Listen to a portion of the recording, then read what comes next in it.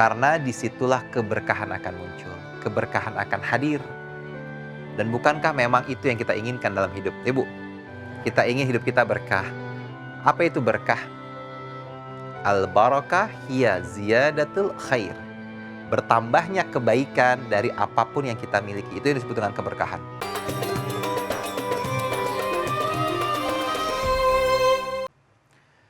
Bismillahirrahmanirrahim. Ada hubungan yang pernah hangat, lalu dingin oleh jarak dan luka. Ada kata yang dulu mengalir, lalu terhenti karena ego dan kecewa. Namun Islam tidak mengajarkan kita untuk membiarkan ikatan itu hilang begitu saja. Sebab yang paling mulia bukan hanya menjaga yang masih utuh, tetapi menyambung yang telah terputus. Mendekat meski pernah terluka. Memaafkan meski hati sempat retak. Dan membuka kembali pintu silaturahmi yang telah lama tertutup. Karena bisa jadi langkah kecil kita untuk menyambung kembali adalah jalan besar yang Allah siapkan untuk menghadirkan keberkahan dalam hidup kita. Ibu, ya. Silaturahmi adalah salah satu bentuk ibadah yang diperintahkan oleh Allah untuk menyambung lagi tali silaturahmi. Kata Nabi SAW, barang siapa yang ingin dipanjangkan umurnya dan diberikan rezeki oleh Allah, maka jalinlah silaturahmi. Ibu mau nggak banyak rezeki? Mau. Banyak duit? Mau. Lebih kencang kayaknya itu, banyak duit. Kita semua mau punya rezeki, mau Allah mudahkan hidup kita, mau Allah lapangkan urusan kita. Dan tentu kita semua ingin panjang umur ya Bu. Bukan sekedar panjang, tapi juga berkah. Buat apa panjang umur tapi sakit-sakitan misalkan. Maka apa rahasianya untuk mendapatkan dua hal tadi? Silaturahmi. Apa itu silaturahmi? Sila itu apa? Menyambungkan. Rahmi, rahim, rahman, rahim, kasih sayang. Ya. Maka menyambung silaturahmi kepada siapa? Siapapun. Keluarga, tetangga, siapa lagi? Teman, siapa lagi? Saudara, semuanya. Karena yang Nabi ajarkan, bangunlah hubungan yang baik kepada semuanya. Kepada orang tua kita. Bukankah banyak anak yang terputus silaturahminya dengan orang tua? Banyak gak? Banyak. Ada di sekitar ibu? Nggak ada? Oke. Anak putus silaturahminya dengan orang tua karena banyak hal. Misalkan gak cocok, orang tuanya mungkin terlalu banyak mungkin mengatur, kita nggak tahu. Begitu juga dengan sama saudara. Banyak nggak kakak dan adik yang terputus silaturahminya? Ada ya? Atau suami dan istri misalkan saat masih bersama, masih mesra-mesraan, ketika sudah ini, ya sudah tidak ada silaturahmi lagi. Maka kepada siapapun, sambunglah tali silaturahmi. Karena disitulah keberkahan akan muncul, keberkahan akan hadir. Dan bukankah memang itu yang kita inginkan dalam hidup? Ibu, kita ingin hidup kita berkah. Apa itu berkah? Al-barakah hiya ziyadatul khair. Bertambahnya kebaikan dari apapun yang kita miliki. Itu yang disebut dengan keberkahan.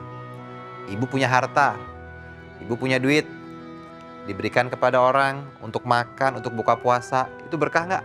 Berkah. Ibu punya ilmu, diajarkan kepada teman, kepada saudara, berkah? Berkah. Itulah yang disebut dengan keberkahan. Apapun yang Allah karuniakan kepada kita, kita bisa berikan itu untuk kebaikan. Maka disitulah rahmat dan kasih sayang Allah turun ke muka bumi. Termasuk ketika kita menjalin tali silaturahmi. Ketika telah terputus, ketika sudah tidak berkomunikasi, maka pasti sangat sulit. Allah tahu itu. Menjalin hubungan dengan orang yang mungkin sudah lama tidak kita ajak ngobrol, tidak berkomunikasi, pasti sulit. Apalagi kalau orang itu punya salah sama kita. Betul? Mana lebih sulit? Memaafkan atau meminta maaf?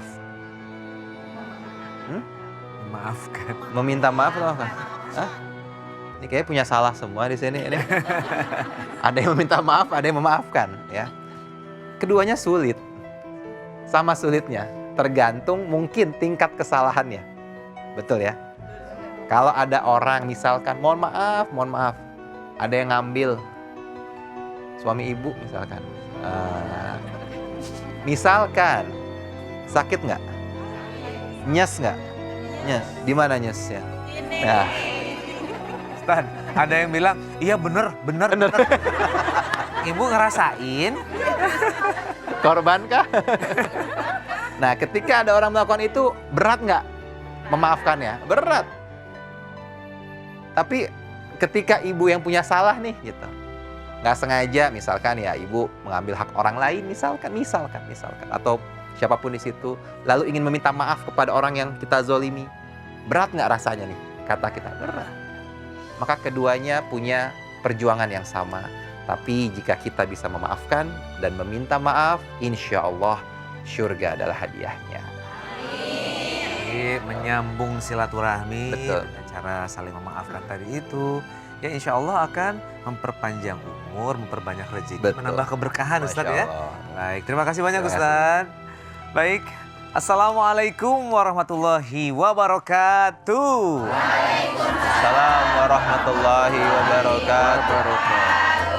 Pemirsa yang dirahmati Allah, dalam hidup ini kadang ada hubungan yang retak, silaturahmi yang renggang, bahkan hati yang perlahan menjauh satu sama lainnya. Padahal dalam Islam, menyambung yang terputus adalah salah satu amalan yang sangat dimuliakan Allah.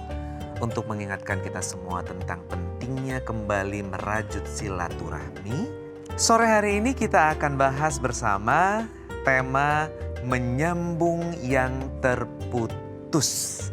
Bersama dua ustadz kita yang luar biasa, ada Babeh Munawir Ngacir, ya.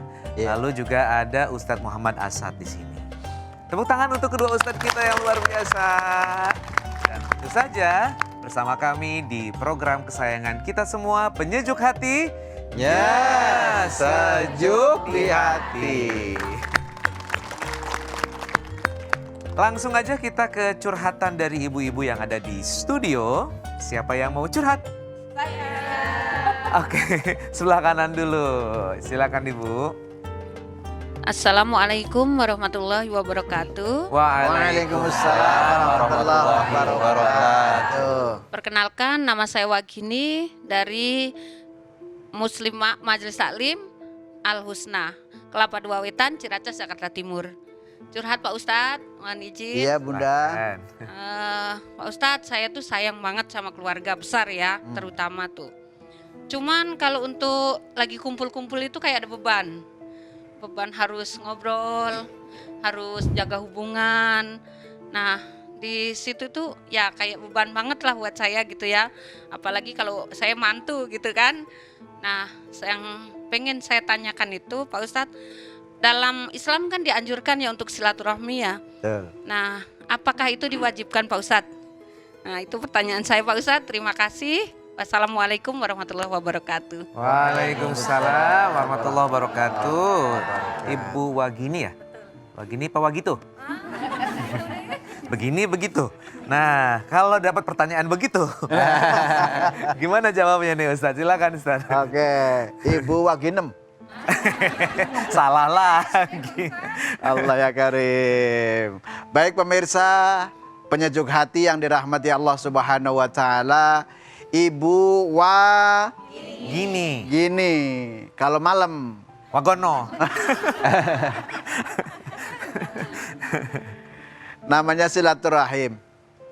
Itu yang dicontohkan oleh sunnah Rasulullah Sallallahu Alaihi Wasallam. Berarti namanya sunnah berarti kebiasaan Rasulullah, betul?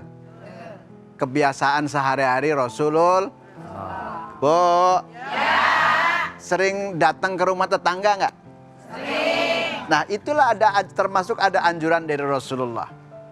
Rasulullah mengatakan, "Man kana yu'minu billahi wal yaumil akhir falyasil rahimah. Oi oi oi oi oi oi.